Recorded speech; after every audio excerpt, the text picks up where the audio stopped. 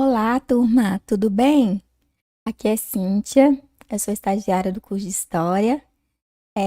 Vou estar com vocês na aula de hoje, do PET 4 da semana 1.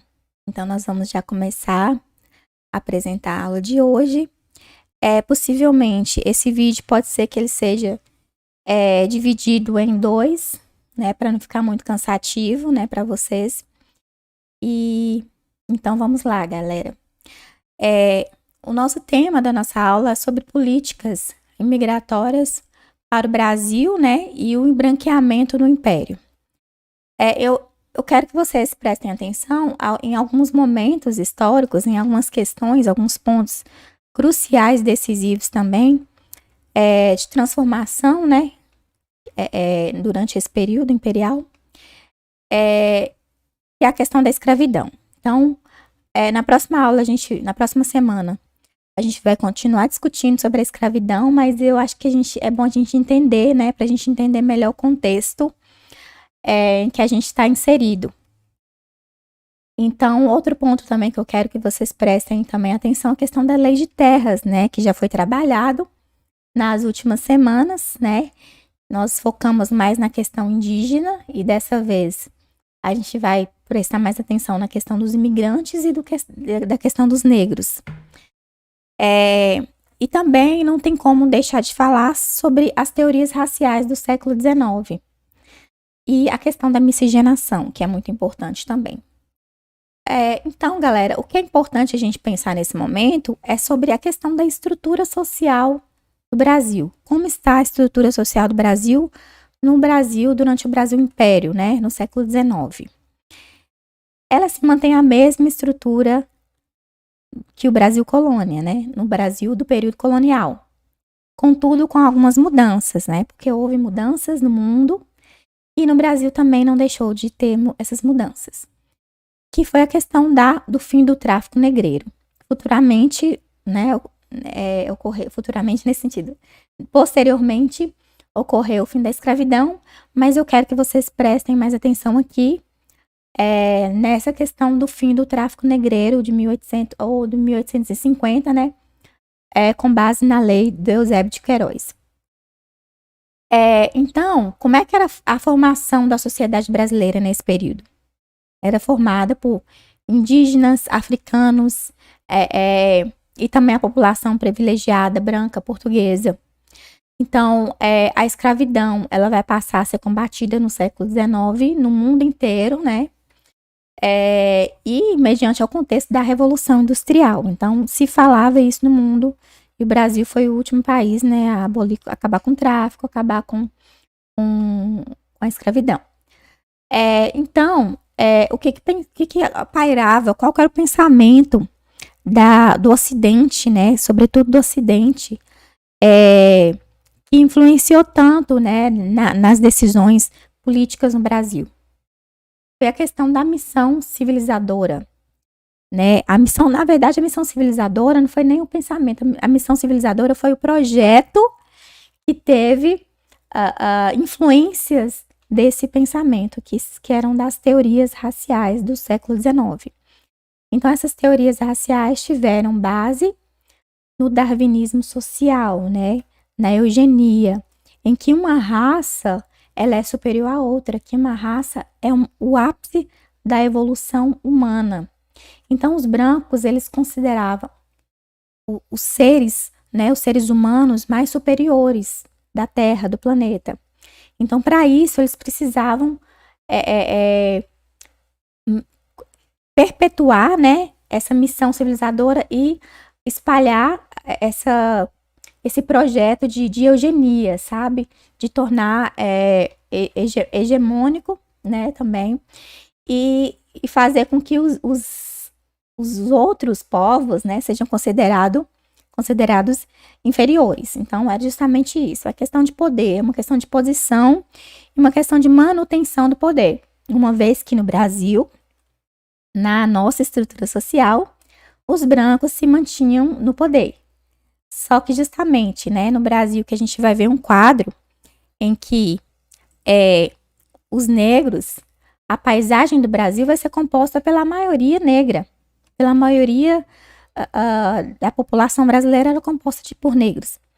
Então, o fim do tráfico negreiro também possibilitou também essa questão de diminuir o contingente de negros, né, a população negra, e também com essa estratégia de trazer brancos, aumentar o número de brancos europeus, né, para fazer com que essa miscigenação seja efetuada aqui no Brasil. Então, essa missão civilizadora, que era composta, né, pela população europeia, branca, industrial, né?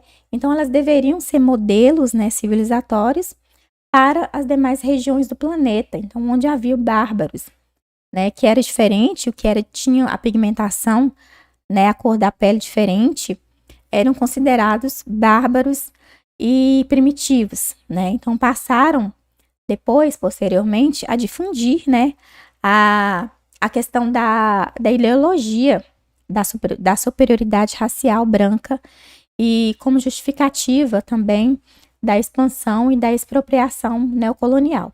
Então, o que a gente observa nesse sentido aqui é que a estratégia era justamente o medo, né, de que os negros tomassem o poder, mas não de certa forma tomar o poder, vamos tomar o poder do presidente, vamos tirar tomar o poder sabe, do embargador, tomar os poderes.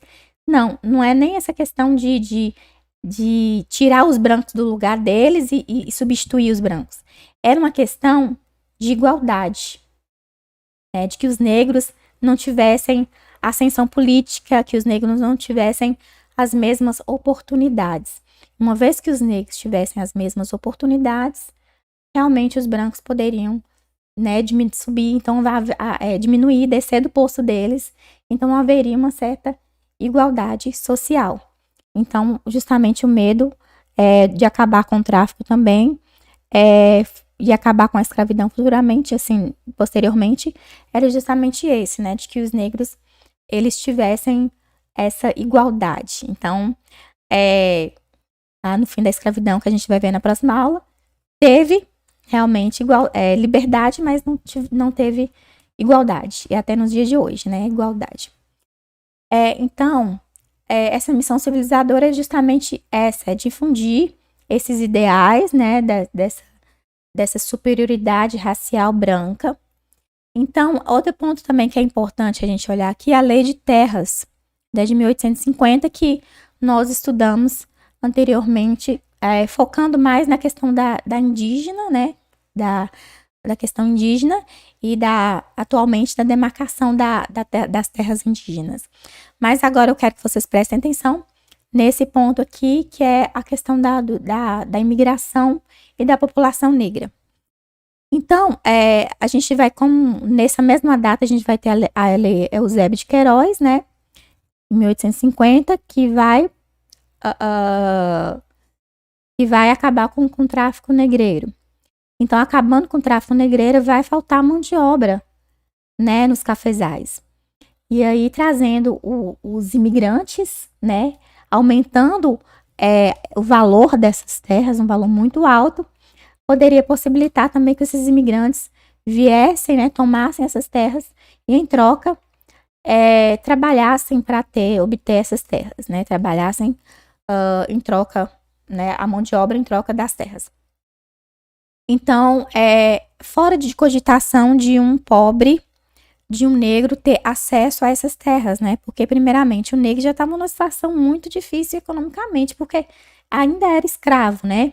Então, quando a gente fala de escravidão, a gente não pode colocar tudo no mesmo pacote, né? Por exemplo, que existiam escravos que tinham condições de comprar sua liberdade, né? Por exemplo, o caso das quitandeiras, das mulheres que vendiam nas quitandas. Elas tinham a condição de comprar sua liberdade.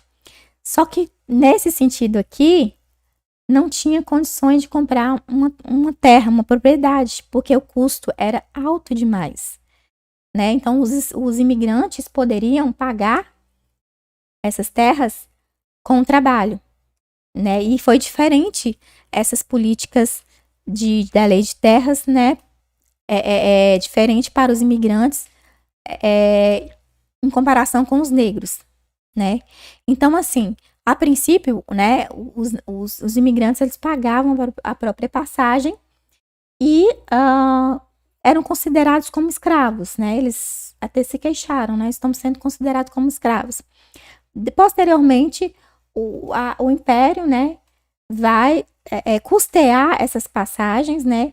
Vai pagar as passagens para quem da Europa, qualquer país da Europa, qualquer imigrante que quisesse vir trabalhar no Brasil, custeava essa passagem e ainda doava essas terras em troca do trabalho da mão de obra. O que realmente foi diferente com os negros. Então, assim, aí a gente vê a posição geográfica onde os negros estão situados, né?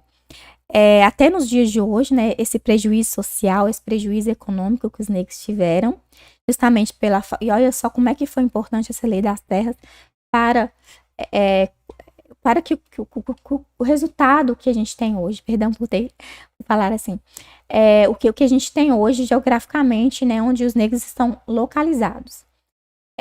Moradores de rua, muitas vezes, né? Porque dando a liberdade para os negros e não dando oportunidades, possibilitando o negro que ele tenha acesso político, que ele tenha acesso à educação e que ele tenha acesso às terras, colocou o negro numa situação muito vulnerável e muito difícil, sabe?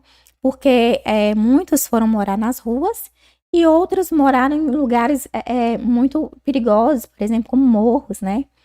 Então, há um prejuízo histórico aí, muito grande, que vem sido construído desde o Brasil colônia e foi intensificado no Brasil Império, justamente por consequência também dessas políticas, desse movimento, desse pensamento, das teorias raciais também, que foi muito marcante, que embora não tenha sido realmente efetivado, mas ficou na mentalidade, né? Aqui no Brasil, eu falo efetivado no Brasil, mas em lugares da Europa